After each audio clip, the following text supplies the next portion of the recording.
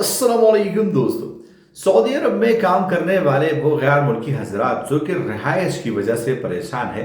जैसे आप जानते हैं कि सऊदी अरब में काम करने वाले गैर मुल्की हजरात को बहुत सारे मुश्किलात का सामना करना पड़ता है, जिसमें एक रिहाइश भी है जहां पे वो मुश्किल से गुजारा कर रहे हैं।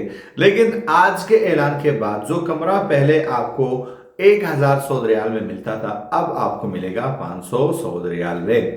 सऊदी हुकूमत के इस नए पाबंदी से स्पेशली गैर मुल्कियों को बहुत बड़ा फायदा होने वाला है। तो वीडियो ध्यान से एंड तक देख लीजिएगा ताकि पूरी तरह से डिटेल्स आपके समझ में आ सके। दोस्तों, जैसा आप जानते हैं कि कुछ अरसा पहले सऊदी हुकूमत ने रियाज में ये पाबंदी लगाई थी कि कोई भी बंदा जो जायदाद का मालिक है 5 साल तक किराया नहीं बढ़ा सकता। पहले रियाज के लिए अनाउंसमेंट किया गया और बाद में इसको बढ़ाकर पूरे सऊदी अरबिया में इस कानून को नाफिज किया गया। लेकिन अब दोस्तों एक और इम्पोर्टेंट कानून सऊदी हुकूमत की जानिब से लागू हो चुका है, जो अब गैर मुल्कियों के लिए काफी फायदेमंद साबित होने वाला है।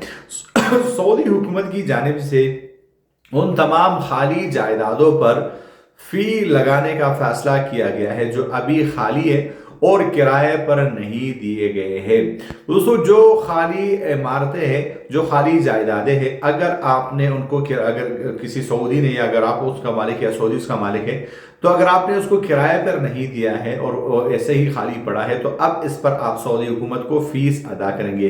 तो इससे ये फायदा होगा कि फीस से बचने के लिए वो मकान किराए पे जाएगा और इससे सहूलत बढ़ेगी। बहुत सारे नए जो है वो मकानात किराए पे चढ़ेंगे और ऐसे में जो मकान पहले, जो कमरा पहले 1000 सऊदी रियाल में आपको मिलता था, अब ये चांसेस 100% बढ़ जाएंगे कि ये आपको तकरीबन 500 रुपए में पड़ेगा। सऊदी हुकूमत के इस फैसले को आप किस तरह देखते हैं, और अभी जिस कमरे में आप रह रहे, जिस रहायशी जगह पे आप रह रहे हैं, उस जगह पे आप कितनी जो है वो रेंट दे रहे, कितना किराया दे रहे हैं? नीचे वीडियो बॉक्स खोला है, जाके आप लाजमी मुझे बताइएगा।